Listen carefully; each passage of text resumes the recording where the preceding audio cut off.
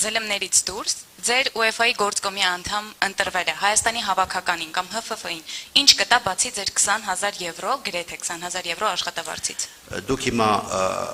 կտրուկ սուտ ասեցիք, հենց պարզ օրինակ։ Դա ես չեմ ասում։ Ով է ասում։ Ով որ ասում է։ Մասնագետներն են ասում, ովքեր աշխատել են, ովքեր աշխատել են։ Հիմա շատ պարզ, դուք հիմա շատ պարզ։ Եկեք, եթե ես սխալ եմ ասում 20,000 եվրոն, ասեք մոտավորապես ձեր աշխատավարձը UEFA-ին որքան է կազմելու։ Ուրեմն դուք հիմա ստեցիք չցիտելով աղբյուր, դուք ստեցիք, ես իրավունք ունեմ չբացել իմ աղբյուրները, պարոն Մելիքբեկյան։ Իդեպ ես բացարձակապես դեմ չեմ լինի 20,000 եվրո ստանալ, բայց նման բան չկա, դա մեկ։ Երկրորդը, ես շատ կարևորում եմ այս պահը եւ շատ հստակ էր, մենք տեսանք ով է սուտ ասում։ Մենք հենց հիմա բոլոր ապացույցները կան UEFA-ի ֆինանսական փաստաթղթերով ամրագրված, որ դուք սուտ եք ասում։ Դուք ալարում եք անգամ Եկեք չվիրավորենք, հա իրար, ես ձեր հետ հարգանքով եմ խոսում։ Դուք ինձ վիրավորում եք, հիմա սուտ եք ասում իմ աշխատավարձի մասին։ Ասեք,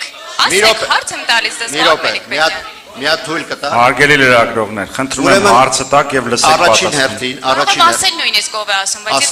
որովհետեւ դա հրապարակային է եղել։ Թունիկի նախկին սեփականատեր Արթուր Սողոմոնյանն է Արթուր Սողոմոնյանը։ Ուրեմն առաջին հերթին շատ կարևոր նախ ես ստորագրում եմ կոնֆիդենցիալության թուղթ եւ ես չեմ կարող հրապարակել որևէ տվյալ գործադիր կոմիտեի մասին։ Երկրորդը Հայաստանի ֆուտբոլի ֆեդերացիայի ներկայացուցիչը առաջին անգամ պատմության մեջ ընտրվել է UEFA-ի գործկոմի անդամ, Եվրոպական ֆուտբոլի ղեկավար մարմնի անդամ։ Այսինքն ինձ թվում էր սովորաբար դա շատ կարևոր իրադարձություն է։ Կարող լինի հայկական ֆուտբոլի համար, փոքր երկրների համար, որտեղ ես պետք է շահերը պաշտպանեմ նաև ոչ միայն Հայաստանի, այլ տարբեր երկրների, որոնք իրենց չափով եւ այլն համապատասխանել մեզ եւ մենք մեր խնդիրներ ունենք։ Բայց ամբողջ զրույցը եւ դա հերթական մանիպուլյացիաներ միտվեց նրան, որ մենք խոսում ենք մարդու մասնավոր աշխատավարձի մասին, որը պետ բյուջեից չի,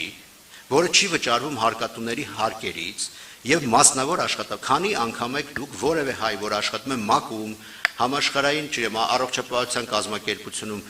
քանի անգամ եք քննարկել իր աշխատավարձը։ Որ տեսնեինք, գուցե քննարկեինք։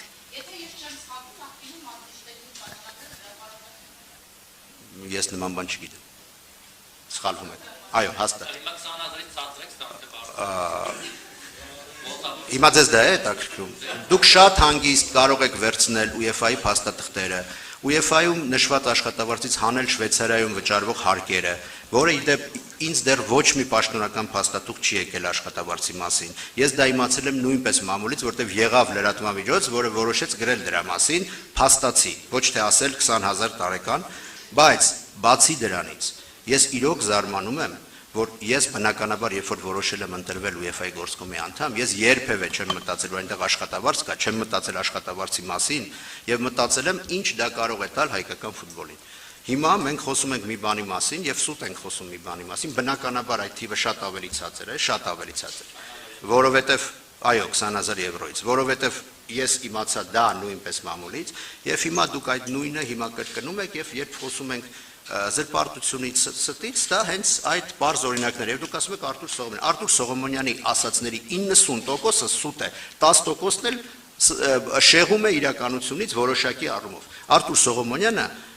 ոչինչ չի կարող ճիշտ ասել հայկական ֆուտբոլի։ Այսքանով ավարտենք այս հարցը։